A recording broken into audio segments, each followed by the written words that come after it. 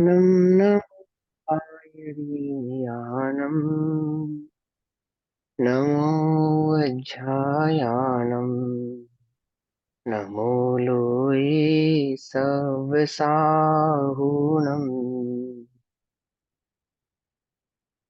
ओंकारं बिन्दुसंयुक्तं नित्यं ध्यायन्ति योगिनः कामदं मोक्षदं चैव ओंकाराय नमो नमः।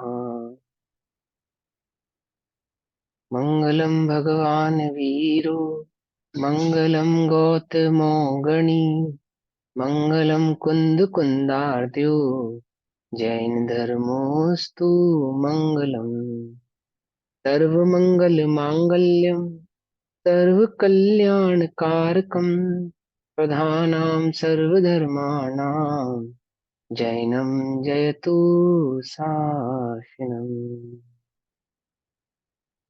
नमः समय साराय स्वानुभूत्या चिकासते चित्स्वभावाय भावाय सर्वभावान्तरच्छिदे।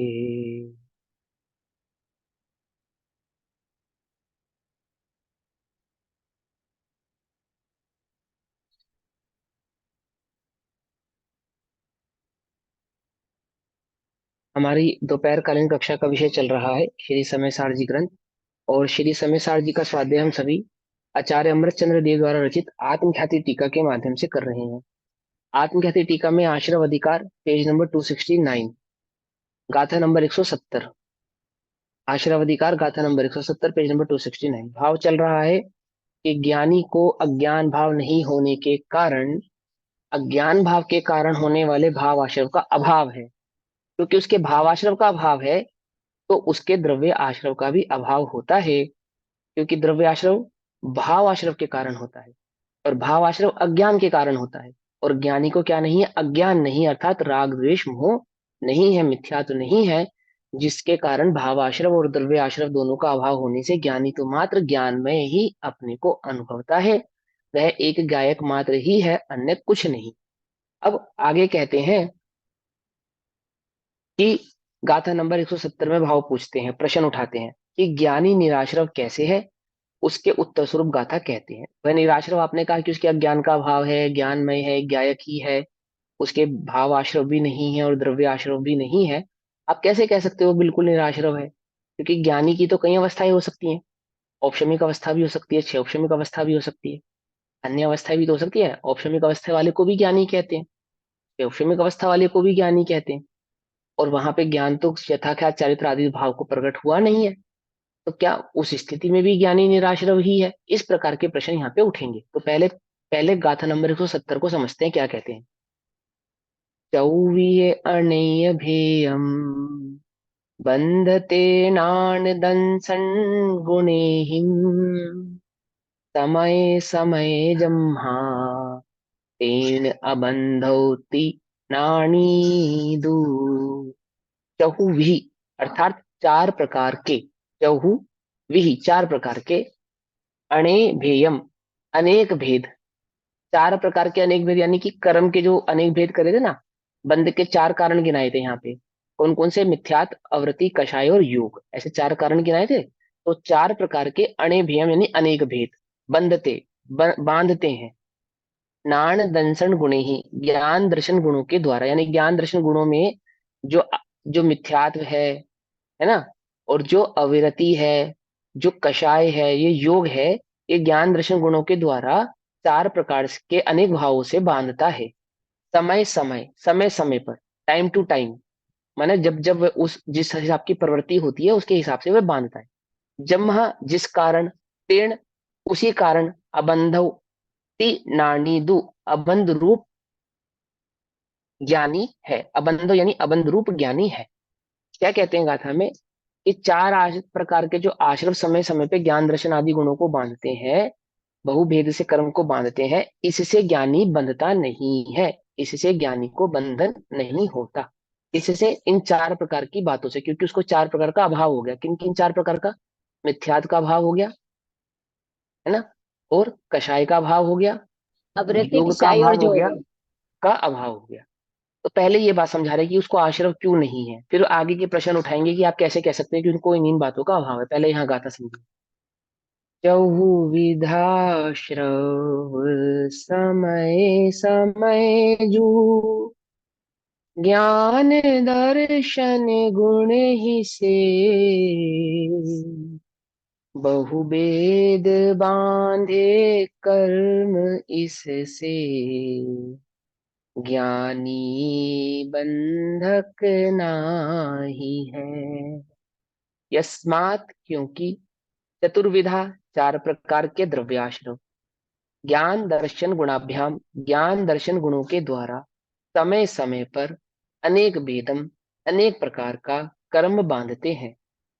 मैंने वो अविरति प्रमाद कषाय योग आदि प्रमाद इसमें काउंट नहीं करा, उसको मिथ्यात्व में काउंट करने के कारण प्रमाद को अलग से काउंट नहीं किया।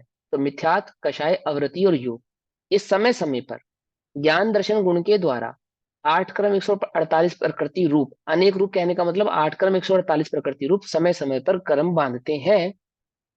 इसलिए ज्ञानी तो अबंध है, क्योंकि ज्ञानी का क्या है, उस रूप परिणमन नहीं हुआ, उसको प्रमाद आदि वो कषाय आदि जो भाव है वे नहीं है, इस कारण समय समय पर अनेक प्रकार का कर्म बांधते हैं। इसलिए ज्ञानी तो अबंध ही है, क्योंकि ज्ञानी का जो ज्ञान दर्शन है वो कैसा है, वो ज्ञान दर्शन गुण आदि तो ज्ञान दर्शन में ही स्थित हो गया है, इस कारण। पहले ज्ञानी तो आश्रव भाव की भावना के अभिप्राय के अभाव के कारण, पहले ज्ञानी तो अर्थात अज्ञान अवस्था में, ज्ञानी पहले क्या था, अज्ञानी था, ज्ञानी पहले अज्ञानी था। तो अज्ञान अवस्था में क्या होता था, आश्रव भाव की भावना के अभिप्राय के अभाव के कारण निराश्रव ही है। अज्ञान अवस्था में तो आश्रव होता था, क्योंकि उसको आश्रव अभिप्राय था, अर्थात उसका पर में निज एकत्व बुद्धि थी, जिसका ज्ञान अवस्था में क्या हो चुका है, अभाव हो चुका है। ज्ञान अवस्था में अज्ञान भावना का अभाव हो चुका है, अर्थात राग द्वेष मोह का अभाव हो चुका है।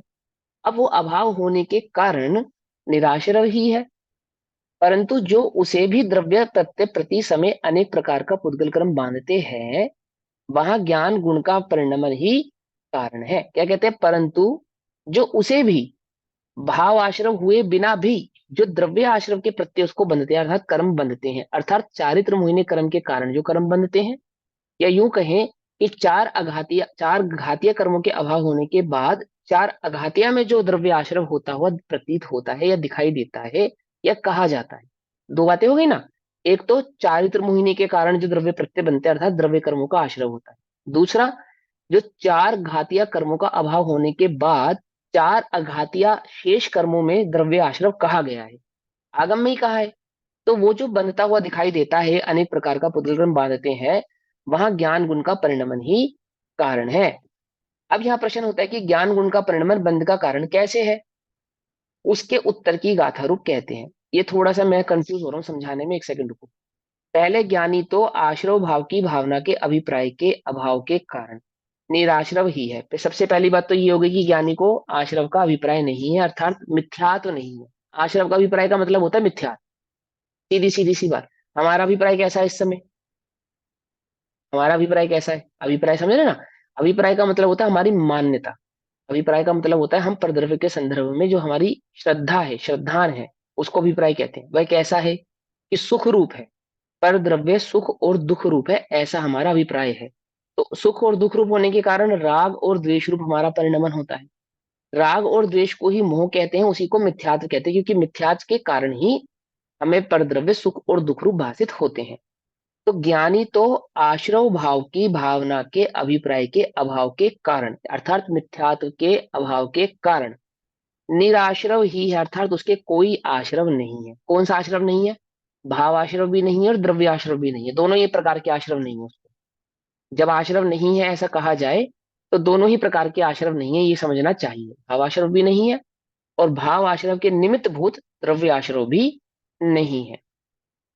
परंतु जो उसे भी यानी कि ज्ञानी को भी द्रव्य प्रत्यय प्रति समय अनेक प्रकार का पुद्गल बांधते हैं, अर्थात जो उसको द्रव्य आश्रव समय पर होता हुआ दिखाई देता है, ज्ञानी को भी द्रव्य आश्रव होता हुआ प्रतीत होता है, समझ में आता है या आगम में कहा गया है। कौन कौन सी अपेक्षाओं में कहा गया है, दो अपेक्षाओं में कहा गया है। एक चारित्र मोहिनी की अपेक्षा में कहा गया है और एक केवली की अपेक्षा से भी कहा गया है कि अनंतों को आश्रव होता है, चार अघाती कर्मों के सद्भाव के कारण। आश्रव होता है केवली को। कौन सा आश्रव होता है? द्रव्य आश्रव होता है, भाव आश्रव नहीं होता है। ठीक है ना, आगम में ही कहा केवल गया है को ना। समझते। हाँ, उसको द्रव्य आश्रव कहते हैं, उसको भाव आश्रव नहीं कहते। केवलियों के आश्रव को द्रव्य आश्रव कहा जाता है। तो वहां ज्ञान गुण का परिणमन ही कारण है। अब हम ये कह रहे हैं कि उसका होने का पीछे जो कारण है वो ज्ञान गुण का परिणमन है, अनेक प्रकार का। ठीक। अब यहाँ प्रश्न होता है कि ज्ञान गुण का परिणमन बंध का कारण कैसे है, उसके उत्तर की गाथा कहते हैं। अब वह ज्ञान गुण का परिणमन बंध का कारण है ऐसा कह रहे हैं वो, जो द्रव्य प्रत्यय होता है। परंतु जो उसे भी द्रव्य प्रत्यय, उसे भी यानी ज्ञानी को भी, उसे भी यानी कि ज्ञानी को भी द्रव्य आश्रय होता हुआ दिखाई दे रहा है, उसका परिणमन ज्ञान गुण का कारण है। अब ये बात समझेंगे कि ज्ञान गुण का कारण कैसे है, उसकी गाथा पढ़ते हैं। गाथा नंबर 171। ठीक है। अब समझो, ज्ञान गुण का परिणमन द्रव्य आश्रय का कारण कैसे है, उसको यहाँ पे कहते हैं। जम्हादु जहननादो नान गुणादो पुणो विपरीणमदी अणत्तम नान गुणो तेन दूसो बंदगो भणिदो। भणिदो अर्थात कहा गया है।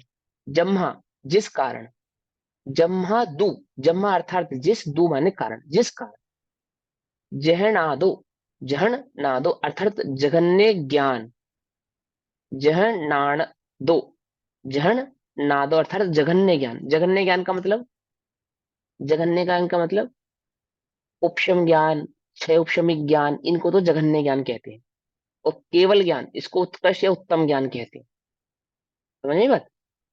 नान गुणादो, ज्ञान गुण, जघन्य ज्ञान जहनादो अर्थात जघन्य ज्ञान आदि गुण, नान गुणो गुणादो ज्ञान गुण, गुणों फिर भी परिणमदी परिणमन करता है। अच्छा, जिस प्रकार ज्ञान गुण जगन्य रूप से परिणमन करता है।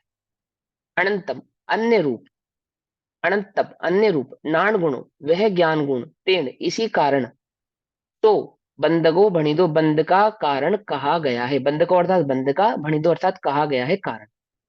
ज्ञान गुण का जो जगन्य परिणमन है, उस ज्ञान गुण के जगन्य परिणमन के कारण ज्ञान गुण को बंद का कारण कहा गया है। क्या कहा? ज्ञान गुण का जघन्य परिणमन। अब ज्ञान गुण का जघन्य परिणमन किसे कहते हैं, ये बात अभी टीका में आचार्य देव हमको समझाएंगे। वैसे मैं आपको टीका पढ़ने से पहले समझाता हूँ, ज्ञान गुण का जघन्य परिणमन का अर्थ क्या है। कि ज्ञान का उत्तम परिणमन तो केवल ज्ञान है। ज्ञान कला कहा जिसको पीछे की गाथाओं में, कि वे परिपूर्ण ज्ञान कला को प्राप्त होता है। और केवल ज्ञान को ज्ञान कला वहां पे ब्रैकेट में डाल के समझाया हमें, कि वह जो केवल ज्ञान है वो ज्ञान कला है। अर्थात ज्ञान का जो उत्कृष्ट पना है, उत्तम पना है, वह तो केवल ज्ञान है। यदि वह केवल ज्ञान रूप नहीं है, तो किस रूप है? कि वह अवश्य ही जघन्य रूप है। और जघन्य रूप होने की दो अवस्थाएं हैं। कौन कौन सी? यदि वह क्षायिक नहीं होगा, तो औपशमिक होगा या क्षय औपशमिक होगा। पकड़ में बात। या तो वो औपशमिक होगा, या तो वह क्षय औपशमिक होगा। जब ज्ञान गुण औपशमिक या क्षय औपशमिक रूप से परिणमन करेगा, तो वह अवश्य ही बंध के कारण को प्राप्त होगा। किसके कारण? अपने जघन्यपने के कारण। यदि वह क्षायिक भाव से परिणमित होगा, तो वह बंध को प्राप्त नहीं होगा। केवल ज्ञान रूप परिणमित होगा तो बंध को प्राप्त नहीं होगा। ये बात यहाँ पे समझाते हैं। जो ज्ञान गुण की जघन्यता में वर्तता गुण ज्ञान का, फिर प्रणमता अन्य रूप, जो उसे ही से बंधक कहा। क्या कह रहे हैं? स्थायिक भाव को प्रकट नहीं होने के कारण, अर्थात तो अपने परिपूर्ण भाव को प्रकट नहीं होने के कारण क्या होता है? वह जघन्य रूप परिणमता है। और जघन्य रूप होने के कारण क्या होता है? वो बार बार, फिर बार बार परिणमता, परिणमता है अन्य रूप, बार बार अपने स्वभाव को छोड़ता है, अन्य रूप हो जाता है। अपने स्वभाव को छोड़ता है, अन्य रूप हो जाता है। यानी ज्ञान तो ये निर्णय करता है कि मैं एक चैतन्य तत्व हूं, इस भाव को, श्रद्धान को छोड़ता है, और फिर कहाँ चला जाता है? वापस पर में चला जाता है, अन्य में चला जाता है। किसके कारण? अपने जघन्यत्व के कारण, अर्थात अपने औपशम क्षयोपशम भाव के कारण क्या होता है? बार बार अपने स्वभाव से छूटता है। जैसे नहीं तो छठे करना नहीं स्थान। होगा सीधा। घटे साथ में गुण बढ़ते नहीं नहीं नहीं नहीं नहीं, वो जो औपशमिक सम्यक दर्शन और क्षैपशमिक सम्यक दर्शन की अपेक्षा से ये बात कही गई है। ज्ञान कहने का मतलब मात्र ज्ञान गुण नहीं होता, ज्ञान कहने का मतलब रत्नत्रय तीनों ही होते हैं। ज्ञान श्रद्धान चारित्र तीनों की ही उसमें एकता है, सम्यकता है। ये बात पहले अच्छे से समझा चुके हैं। कहीं कहीं पे ज्ञान को आत्मा ही कहेंगे और कहीं कहीं पे ज्ञान गुण कह के उसमें सभी गुणों को गर्भित कर लेना, ऐसा जानना चाहिए। अब ज्ञान गुण की जघन्यता क्या है?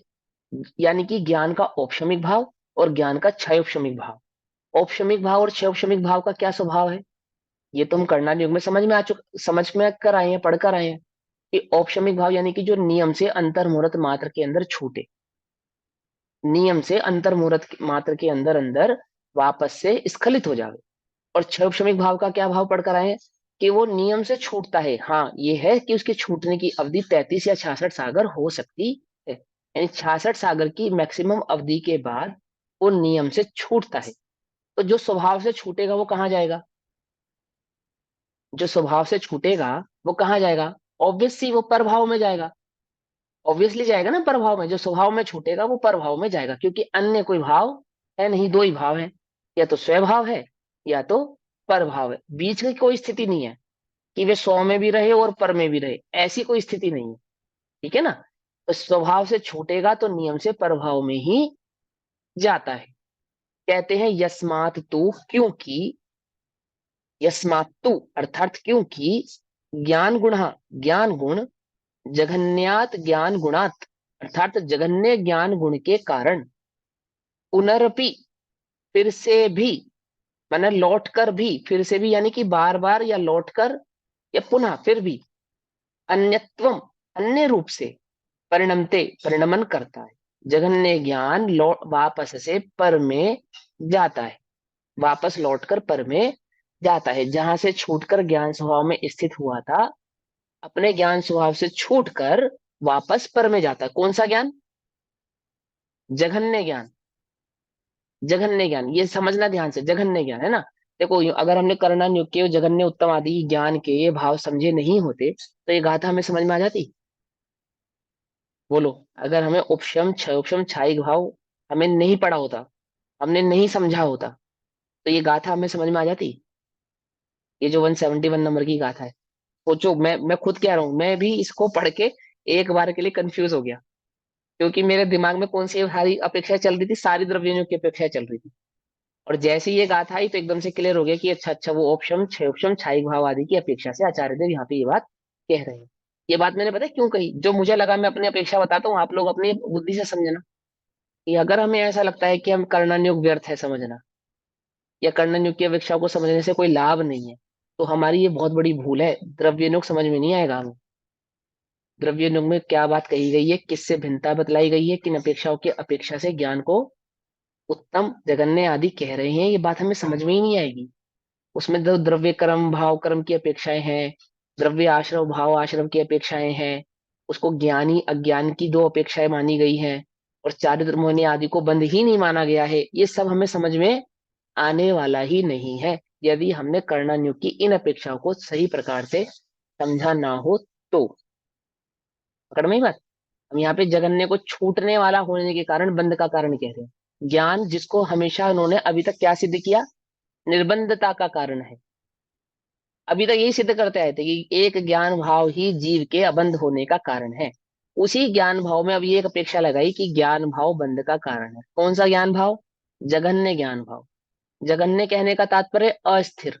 अस्थिर कहने का मतलब जो अपने छायिक भाव को अभी प्राप्त नहीं हुआ है, ऐसा ज्ञान अस्थिर ज्ञान है।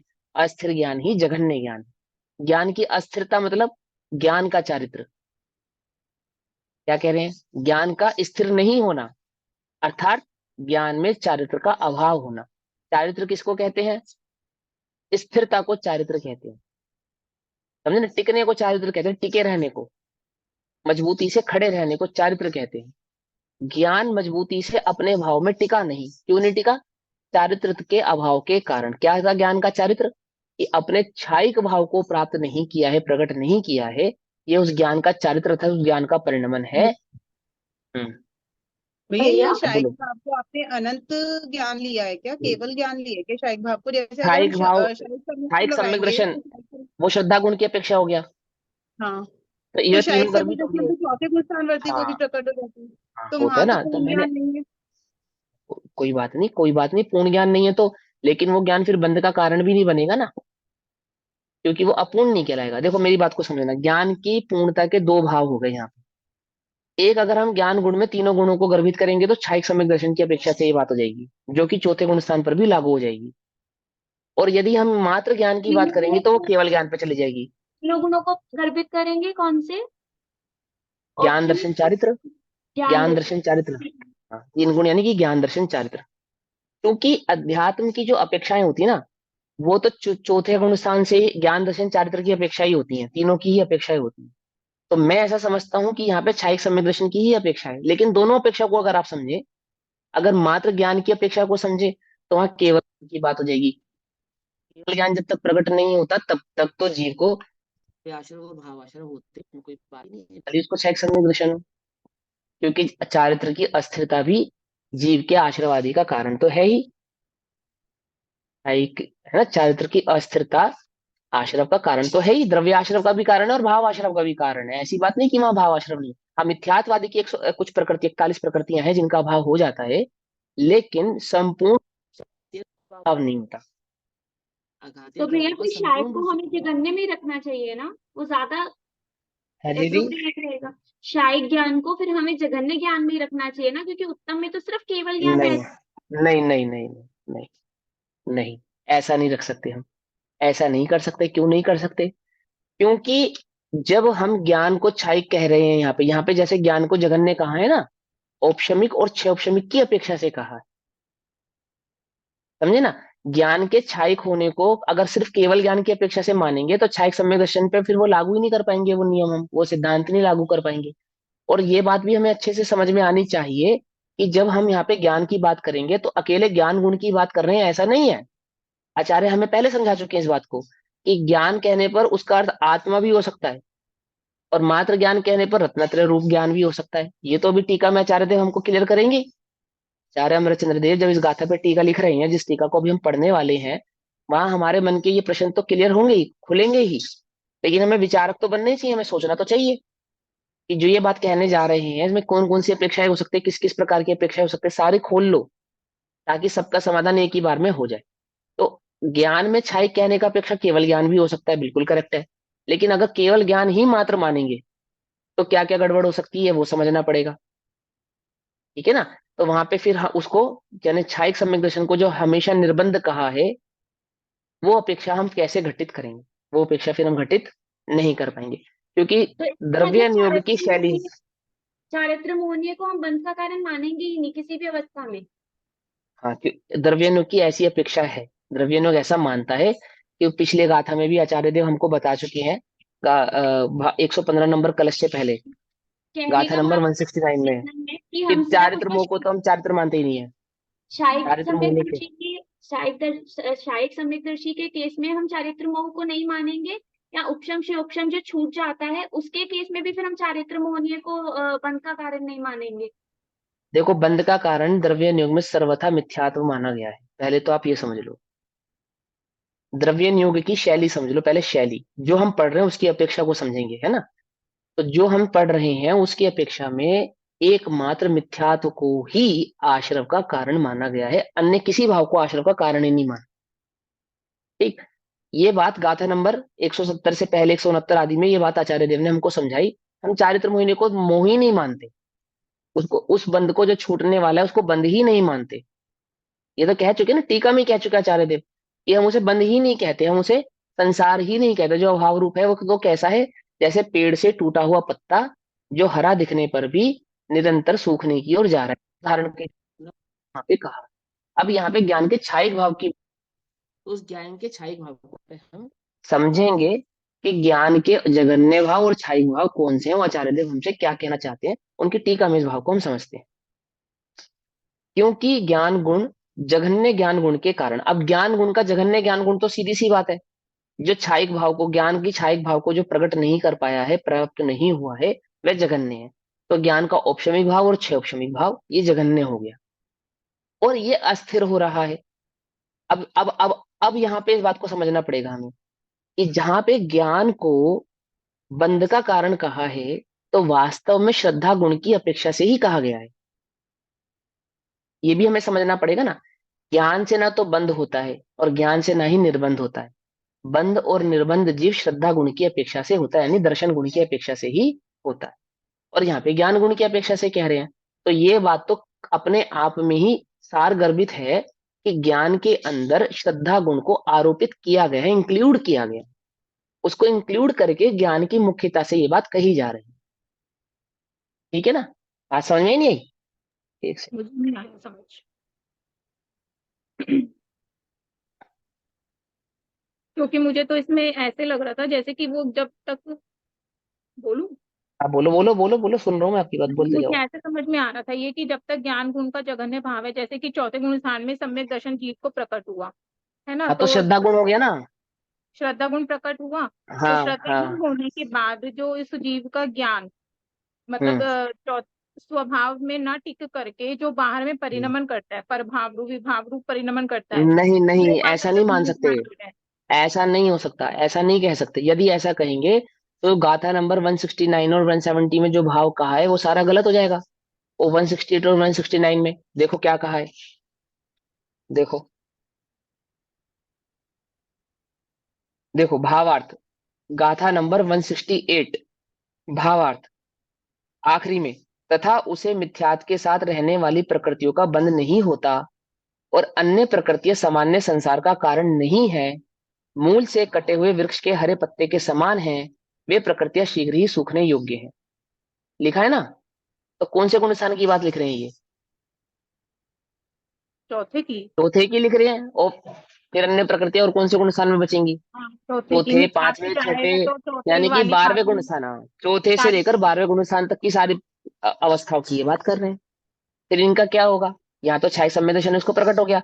यदि ज्ञान एक बार अप्रतीति भाव से रागादिक से भिन्न परिणमित हो तो वह पुनः कभी रागादिक के साथ मिश्रित नहीं होता। अब कौन ज्ञान, ज्ञान मिश्रित नहीं होता किसकी अपेक्षा से कह रहे हैं ये? केवल ज्ञान की अपेक्षा से कह रहे हैं। यदि यहाँ पे केवल ज्ञान माना जाए तो नीचे लिखी हुई बात का तो कोई मतलब ही नहीं रह जाएगा।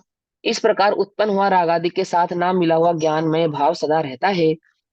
फिर जीव अस्थिरता रूप से रागादि में युक्त होता है, वह निश्चय दृष्टि से युक्तता ही नहीं है। तो क्या आप ऐसा मानोगे कि केवल ज्ञानी को अस्थिरता के कारण रागादि की युक्तता होती है? ऐसा मानोगे? अस्थिरता के कारण राग आदि की युक्तता तो चौथे गुण स्थान से लेकर 12वें गुण स्थान तक के जीव को ही होती होगी। ये तो चौथे कॉमन से सेंस की बात लेके है। चौथे से 12वें तक। 12वें, हाँ चौथे से आगे 12वें में तक में अभी भी होती है। पूर्वक रहता है तब भी मतलब संजलन कषाय है। कषाय यानी कि रागादिक भाव। अस्थिरता। ठीक है ना? कषाय का मतलब ही रागादिक भाव होता है। कषाय का मतलब ही यही होता है। ठीक, ये देखो कहते हैं, फिर जीव अस्थिरता रूप से रागादि में युक्त होता है। अस्थिरता किसको होती है? केवली को अस्थिरता होती है। अगर केवली को अस्थिरता मानेंगे तो अनंत दर्शन, अनंत ज्ञान, अनंत सुख, अनंत विदय का क्या होगा? बोलो।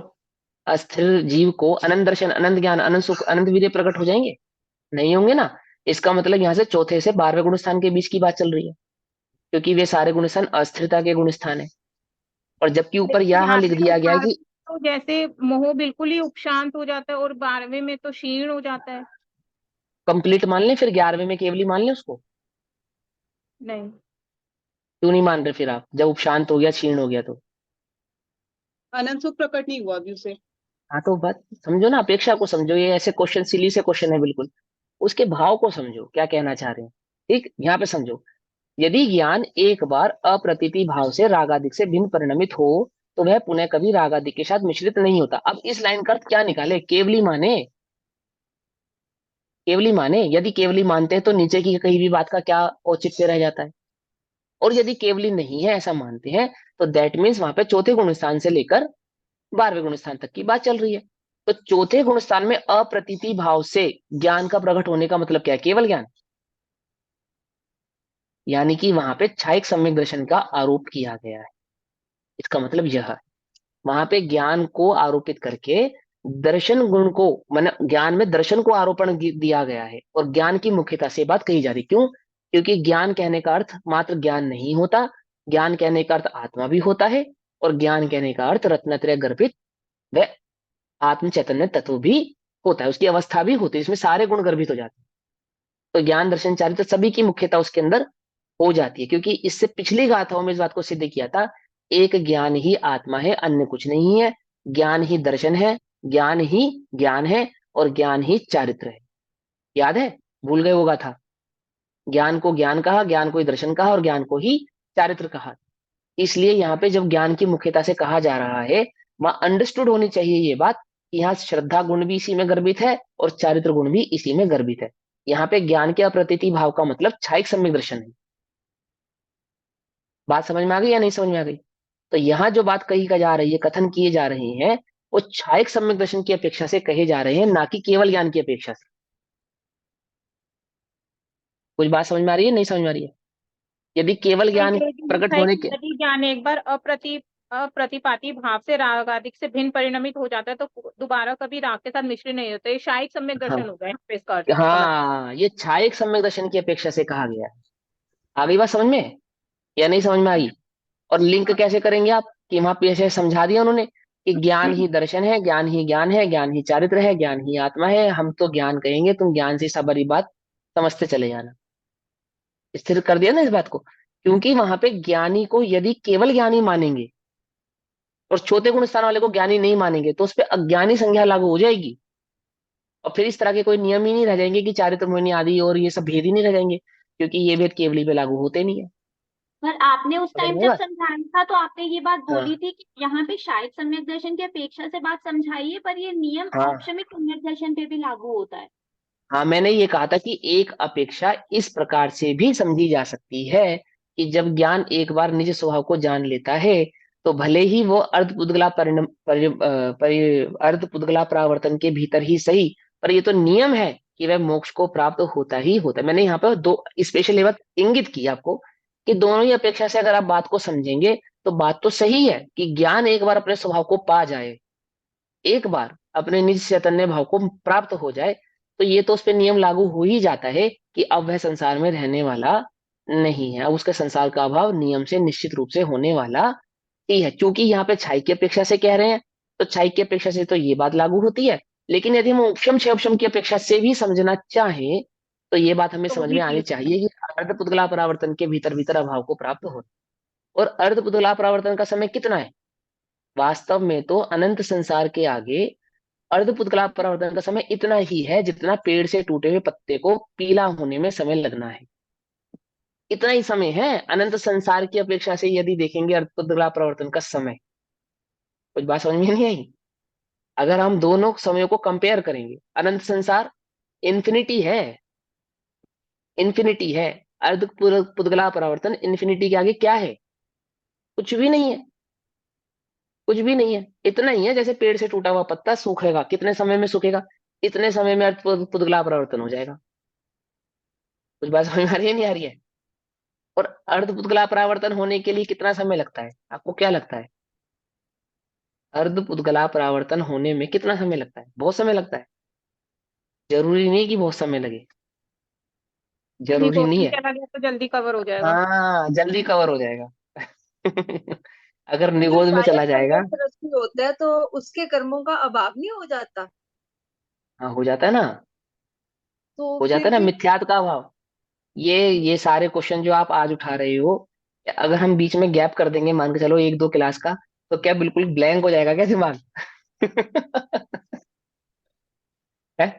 अरे ये तो सब ये समझा चुके ना, अभाव होता है क्योंकि मिथ्यात का अभाव होता है, और मिथ्यात के अभाव को संसार का अभाव माना गया है, और संसार के अभाव को ही कर्म का अभाव कहते हैं।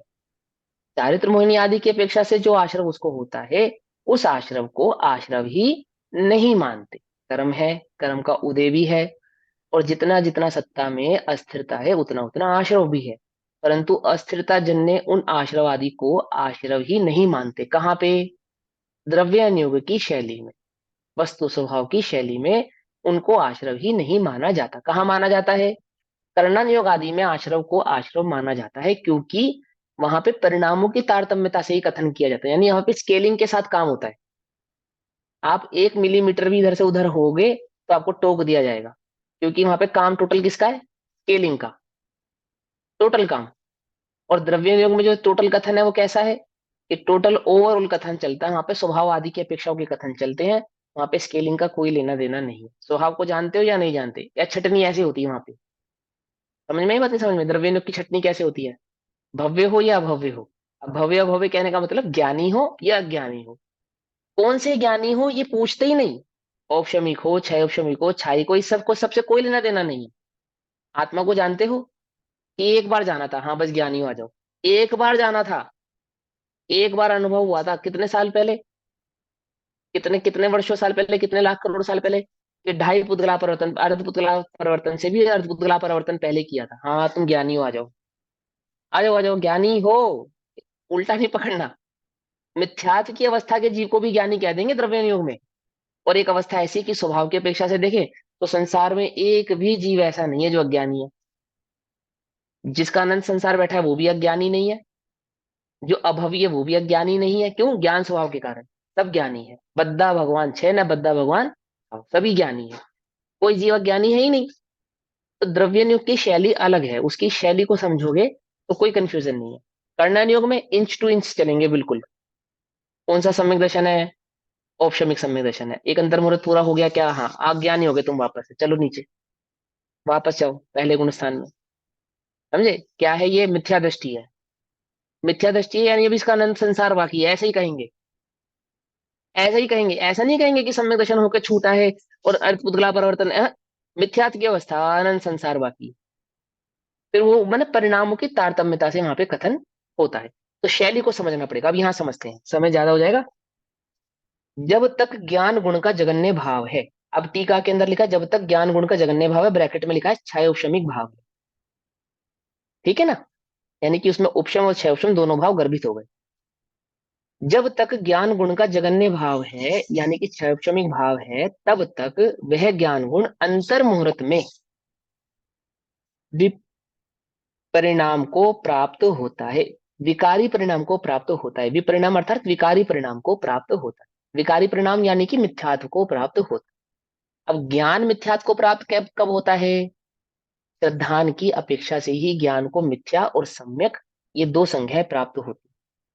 ज्ञान कभी मिथ्या या सम्यक नहीं होता, श्रद्धा की अपेक्षा से ही उसको मिथ्या और सम्यक इस प्रकार की संज्ञाएं प्राप्त होती है। ठीक है ना? तो क्या कहते हैं? जब तक ज्ञान गुण जगन्य भाव है, क्षयोपशमी भाव है, तब तक वह ज्ञान गुण अंतर मुहूर्त में विपरिणाम को प्राप्त होता है। इसलिए पुनः पुनः, लौट लौट कर, फिर उसका अन्य रूप परिणमन होता है, यानी कि वापस वह पर में जाता है।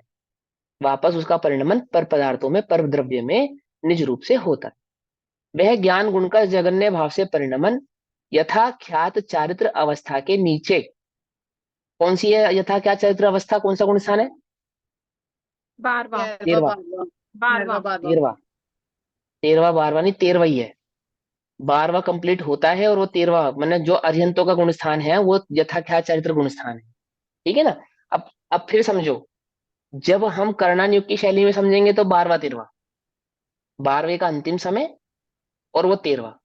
लेकिन यहाँ तो सीधा सीधा से कहेंगे या तो 13वां होगा या तो 12वां होगा।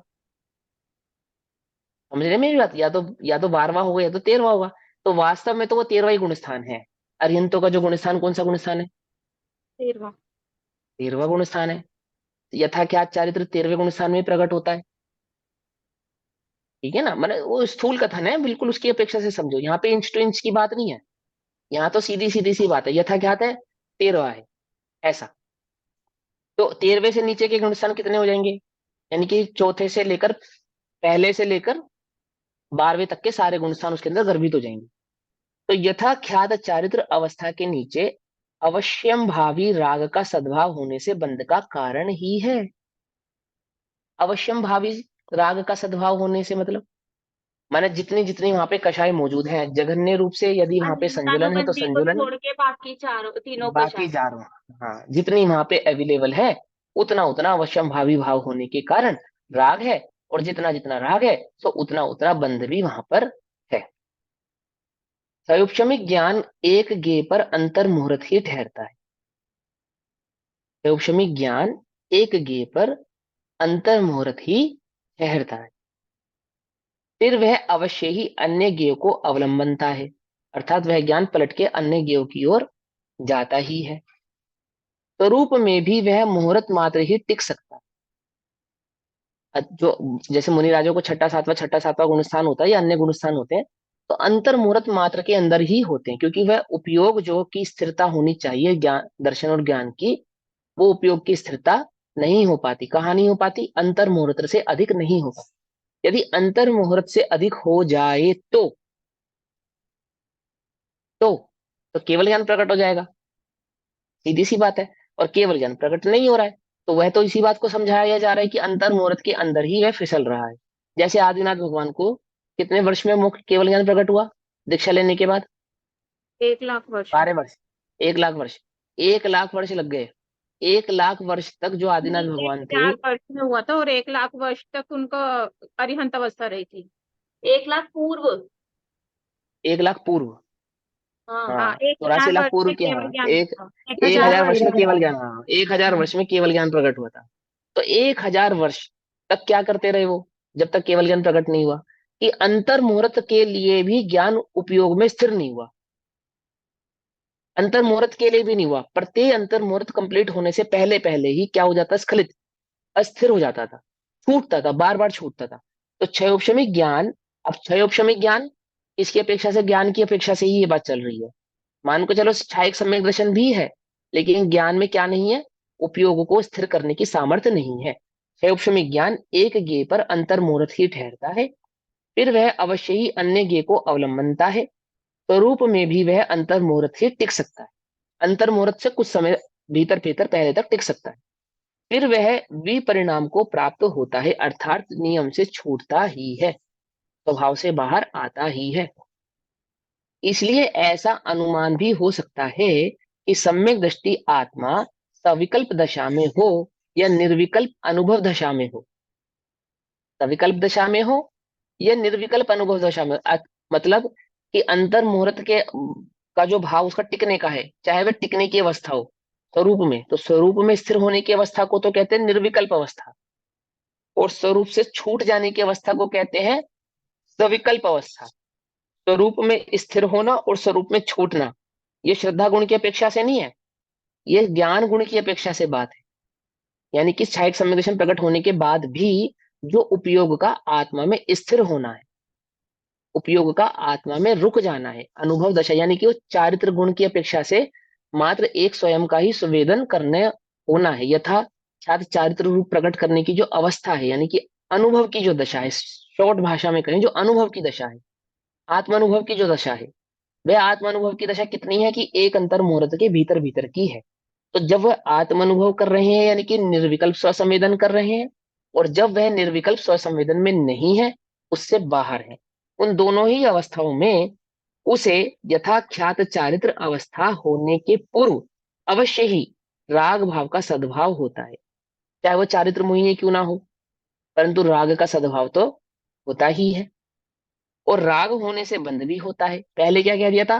कि हम उसको राग ही नहीं मानते, हम उसको बंध ही नहीं मानते। और अब यहाँ पे ज्ञान की अपेक्षा से ये बात समझा रही हैं, क्योंकि जितना जितना कषाय मौजूद है, कषाय भाव मौजूद है, ज्ञान उतना उतना उन कषाय भावों में जाता ही है। अप्रत्याख्यान, प्रत्याख्यान और संजलन जो कषाय मौजूद है, हमारा ज्ञान उन कषायों में जाएगा ही जाएगा, और वहां जाने के कारण राग आदि भाव को प्राप्त होगा ही होगा, क्योंकि राग बंध का कारण है और ज्ञान राग का अनुभव कर रहा है, तो अवश्य ही बंध को प्राप्त होगा। इसलिए ज्ञान गुण के जगन्य भाव को, अर्थात जब तक केवल ज्ञान प्रकट नहीं हुआ है तब तक बंध का हेतु कहा गया है। किसको? ज्ञान को। श्रद्धा गुण की अपेक्षा से तो चौथे गुण स्थान में ही बंध रुक गया, बंद हो गया। ज्ञान गुण की अपेक्षा से 13 12वें गुण स्थान तक बंद हो रहा है।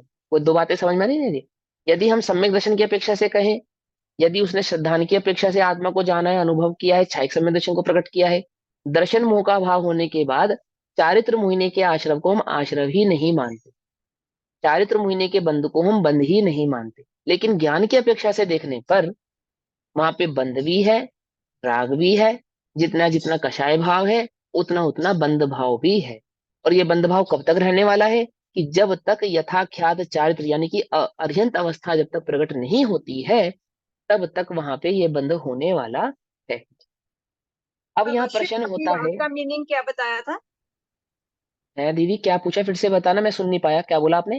अवश्य भावी राग का मतलब? अवश्यम भावी राग मतलब कि जिस गुण स्थान में जितना राग संभव है। 13वें गुण स्थान में तो राग होता ही नहीं, लेकिन चौथे से और 12वें गुण स्थान में प्रत्येक गुण स्थान में राग के होने की जितनी संभावनाएं हैं, असंभव भावी, मतलब गुण संख्या अवश्यम देखकर राग। भावी।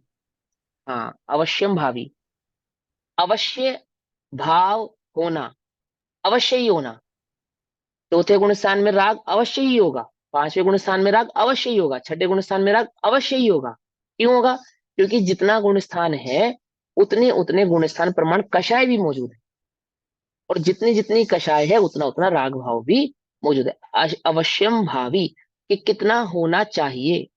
एक छोटे बच्चे की, जो छोटा बच्चा होता है ना, पैदा हुआ हुआ बच्चा, उसके शरीर में कितनी हड्डियां होनी चाहिए? कितनी हड्डियां होनी चाहिए?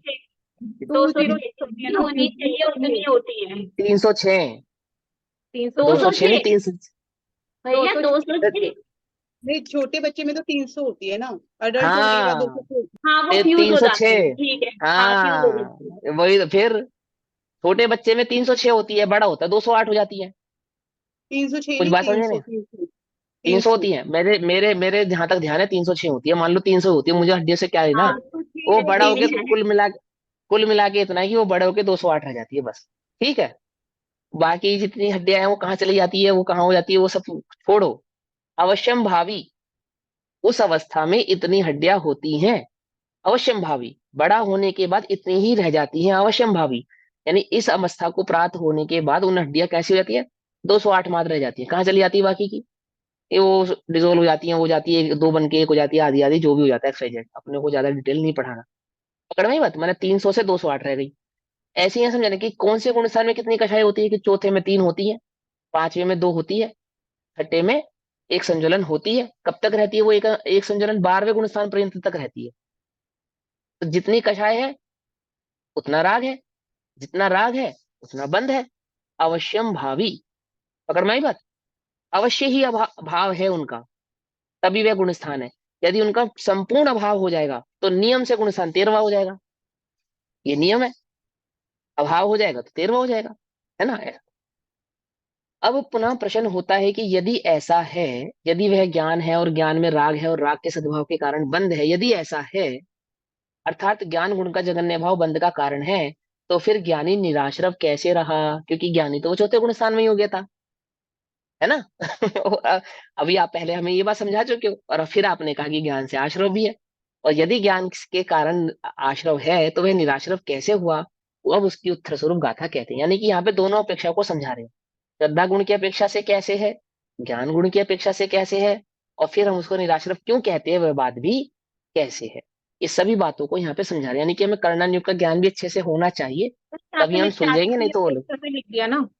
हाँ, पहले नहीं, यहाँ मिथ्यात्व की अपेक्षा से नहीं लिखा, पहले मिथ्यात्व की अपेक्षा से लिखा था, फिर यहाँ पे चारित्र मोहिनी की अपेक्षा से कह रहे हैं, और फिर आगे फिर वापस से मिथ्यात्व के अभाव की अपेक्षा से बात को कहेंगे। पहले जो गाथा नंबर 168 में कहा था वो मिथ्यात्व के अभाव की अपेक्षा से कहा था। गाथा नंबर 171 में किसकी अपेक्षा से कह रहे हैं? कि जो अन्य कषाय आदि भाव बचे हैं उनकी अपेक्षा से कह रहे हैं। अब गाथा नंबर 172 में किस भाव से कहने वाले हैं? क्योंकि प्रश्न यहाँ पे उठाया है कि आपने तो कहा कि ज्ञानी निराश्रव होता है, और फिर आप कह रहे हो कि ज्ञान गुण में राग आदि का सद्भाव होने पर आश्रव भाव भी होता है और बंध भी होता है। तो ज्ञानी को सदा निराश्रव आप कहते हो, वो कैसे कहते हो? तो वापस से इसका मतलब अब बात किसकी अपेक्षा से कही जाने वाली है? मिथ्यात्व की मिथ्यात्व अपेक्षा के से। अभाव की अपेक्षा से ही कही जाने वाली, यानी कि श्रद्धा गुण की अपेक्षा से वहां पे ये बात को फिर से दोहराएंगे, रिपीट करेंगे, आपको समझाएंगे। गाथा नंबर 172, गाथा नंबर 171 तक के भाव को अच्छे से समझ में आ गई बात? कोई कंफ्यूजन तो नहीं हुआ? जैसे शुरू किया, अब ज्ञान बंद का कारण है, पहले वहां पे निराश्रव कहा, फिर यहाँ पे बंद कहा, तो कोई कंफ्यूजन तो नहीं रहा ना? क्लियर हो गई बात? पहले किस अपेक्षा से कह रहे थे? मिथ्यात यानी कि श्रद्धा गुण की अपेक्षा से। फिर यहाँ पे बात आई किसकी अपेक्षा से? कि श्रद्धा गुण कंप्लीट होने पर भी, छायिक सम्मिश्रण होने के बाद भी, जो चारित्र मोहिनी आदि की अपेक्षा से राग आदि का सद्भाव रहता है, यानी कि 3 कषाय चौकड़ी का जो सद्भाव रहता है, वह सद्भाव ज्ञान के जानने में आता ही आता है, क्योंकि ज्ञान अंतर मुहूर्त से अधिक स्वभाव में स्थिर नहीं रह सकता। जब ज्ञान उन रागादि भावों को जानेगा तो अवश्य ही रागादि भाव को प्राप्त होगा ही होगा, और रागादि भाव को प्राप्त होने के कारण वह बंध आदि को भी प्राप्त होता है। समझ नहीं बात? क्या है, क्यों हो रहा है ऐसा? क्योंकि ज्ञान में अभी इच्छाइक भाव यानी कि ज्ञान केवल ज्ञान रूप प्रकट परिणमित नहीं हुआ है, इसलिए ऐसा होता। ये उसका कारण है कि ज्ञान अभी इतना सामर्थ्यवान नहीं हुआ है कि वह स्वभाव में रुक जाए, बस एक बार स्वभाव को जाना और बस उस उपयोग में ही वहीं ठहर जाए, अन्य कहीं बाहर परिणमन ना कर। इस अपेक्षा से हमने ये बात कही। तो प्रश्न ये उठा कि आप तो कह रहे थे कि ज्ञानी सदैव निराश्रव है, वो बात कैसे लागू होगी?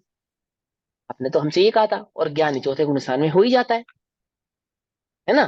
तो उस भाव को अब गाथा नंबर 172 में समझाते हैं कि दंसन भैया नाण चरितम। हाँ, यहाँ पे हम ये कह सकते हैं ना कि सदैव निराश्रव तो है पर सर्वथा नहीं है, तो वो अपेक्षा करके यहाँ नहीं, समझा दी। सर्वथा और सदैव में क्या अंतर डालेंगे हम? मतलब अगर हम यहाँ पे करनानी युद्ध की अपेक्षा लगाएंगे तो वहां पर ये घटित हो जाएगा ना, सर्वथा में वो किंचित आ जाएगा कि यहाँ पर तो है वही। सर्वदा और सदैव, माने सर्वदा नहीं है और सर्वथा सदैव है। सर्वथा सर्वथा, सर्वथा सर्वथा। अच्छा सर्वथा। हाँ सर्वथा नहीं है, हाँ ठीक है। इस अपेक्षा, अब देखो सर्वथा और सदैव कहने पर आप तो इस भाव को समझ जाओगे, लेकिन अन्य कोई समझे ना समझे, ठीक है? तो वहां पे बस दोनों बातों को समझ में आना चाहिए कि श्रद्धा गुण की अपेक्षा से ऐसा है और ज्ञान गुण की अपेक्षा से उस बात को इस प्रकार से कहा है। वास्तव में तो श्रद्धा ज्ञान का भेद करना व्यवहार है। वहां तो वस्तु स्वरूप की स्थिति समझा रहे हैं कि वहां परिणामों की तारतम्यता होने पर किस किस प्रकार की दशाएं उस जीव के साथ बनने वाली है। यदि आप उसी जीव को मिथ्यात्व की अपेक्षा से देखोगे, स्वभाव की अपेक्षा से देखोगे, तो वह सदा निर्बंध है। क्योंकि वहां पे कहते हैं कि अज्ञानी भी क्यों ना हो, द्रव्य आश्रव से तो कभी बंधता ही नहीं। ये बात भी तो कही ना, क्योंकि एक द्रव्य दूसरे द्रव्य को छूता नहीं, एक द्रव्य दूसरे द्रव्य का करता नहीं, एक द्रव्य दूसरे द्रव्य में कुछ कर सकता नहीं। तो जीव ज्ञानी हो चाहे अज्ञानी हो, द्रव्य आश्रव तो जीव को कभी होता नहीं, और द्रव्य आश्रव से कभी जीव बंधता नहीं। क्यों? क्योंकि एक द्रव्य दूसरे द्रव्य का करता धरता नहीं। फिर कहा कि लेकिन बंध तो होता है, कि किससे होता है? कि भाव आश्रव से होता है। वो भाव आश्रव क्या है? कि जीव का स्वयं का ज्ञान भाव है। और जीव का स्वयं का ज्ञान भाव क्या है? कि निज और पर की भिन्नता को नहीं जानना, बस। अब जब निज और पर की भिन्नता को नहीं जानने की बात कह रहे हैं तो श्रद्धा गुण की अपेक्षा से कह रहे हैं। बात तो जीव को ही कह रहे हैं। अब वो गुण हम समझने के लिए अपेक्षा लगा रहे हैं, उस बात को समझने के लिए। वस्तु स्वरूप कैसा है? अभेद है, अपेक्षाओं से रहित है, समझे ना? गुण स्थानातीत है, नयातीत है, पक्षाती क्रांत है। लेकिन हमें उस वस्तु को समझने के लिए इस प्रकार के भेद भी करने पड़ रहे हैं, इस प्रकार की अपेक्षाएं भी लगानी पड़ रही है, और इस प्रकार से ज्ञानादि गुणों को मुख्य कर करके कथन करना पड़ रहा है कि यहाँ पे ज्ञान गुण की मुख्यता से, या श्रद्धा गुण की मुख्यता से, या चारित्र गुण की मुख्यता से, या गुण स्थान की मुख्यता से, आदि आदि से।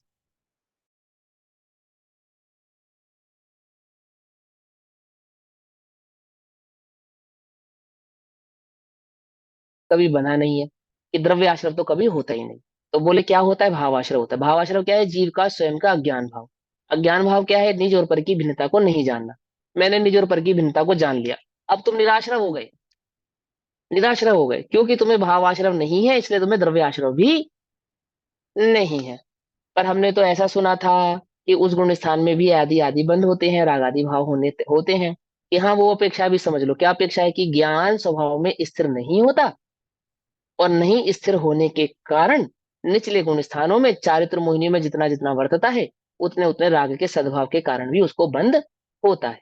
वास्तव में तो वह बंद बंद नहीं है, तारतम्यता का कथन है, इसलिए हम तुमको बतला रहे हैं। और आपने जो भी पीछे कहा हमसे कि ज्ञानी तो सदा निराश्रव है, तो वो गाथा नंबर 172 में समझाएंगे कि कैसे। पकड़ में बात है, ये नहीं समझ में आई? पूरा आपके पूरी माइंड पिक्चर की क्लियर हो गई, एक्सरसाइज, पूरी हाँ पिक्चर क्लियर एक्सरसाइज हो गई। करा देंगे। हाँ, आपके माइंड की पूरी एक्सरसाइज करा देंगे आचार्य, कि अपेक्षा भाई ढंग कैसे से समझ लो। लगानी है और कहाँ लगानी है, हाँ, ये कहाँ समझ लगानी में है। आएगा। हाँ, अपेक्षा लगा के वस्तु स्वरूप समझना है, और वस्तु स्वरूप समझ के अपेक्षाओं को छोड़ देना है।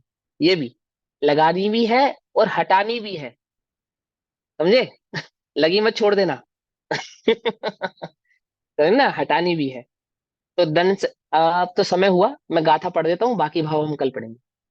दंसन नाण चरितम जम परिणम दे जहन भावेन नाणीतेन दुबज्झति पोग्गल कम्येन विविहेण। दंसन नाण चरितम, दंसन यानी दर्शन, ज्ञान, चरितम दर्शन ज्ञान चारित्र, जम क्योंकि, परिणम दे परिणमन करते हैं, दर्शन ज्ञान चारित्र परिणमन करते हैं, जहन्य भावेन जगन्य भाव से।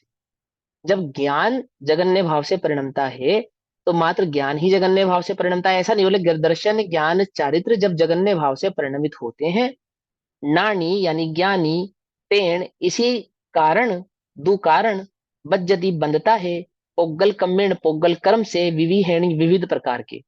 दर्शन ज्ञान चारित्र जब जगन्य रूप से परिणमित होते हैं तो ज्ञानी विविध प्रकार के कर्मों से बनता है। अब दर्शन जगन्य रूप परिणमित होगा तो दर्शन की अपेक्षा से बंधेगा, ज्ञान जगन्य रूप परिणमित होगा तो ज्ञान की अपेक्षा से बंधेगा, और चारित्र जगन्य रूप परिणमित होगा तो चारित्र की अपेक्षा से बंधेगा। जो भी छायिक भाव को प्रकट कर लेगा, यानी ज्ञान छायिक को प्रकट कर लेगा तो ज्ञान की अपेक्षा से नहीं बंधेगा, दर्शन छायिक भाव को प्रकट कर लेगा तो दर्शन की अपेक्षा से नहीं बंधेगा, और चारित्र छायिक को प्रकट कर लेगा, अपने संपूर्ण भाव को प्रकट करता है तो छायिक की अपेक्षा से बंध होने वाला नहीं है। ये तीन गुण जगन्य रूप से परिणमित होते हैं, तो ज्ञानी के जो भी भाव जगन्य होगा, यानी ज्ञान भाव जगन्य होगा तो ज्ञान की अपेक्षा से, दर्शन भाव जगन्य होगा तो दर्शन की अपेक्षा से, और चारित्र भाव जगन्य होगा तो चारित्र की अपेक्षा से ज्ञानी को भी बंध होता है। ये बात गाथा नंबर 172 में कही, भाव हम कल पढ़ेंगे। तब तक के लिए सभी को जय जिनेन्द्र। ओम नमः सिद्धेभ्यः। निज निधि निज में बताई यह अनंत उपकार है, उसके लिए जिनवाणी माँ को वंदना शतबार।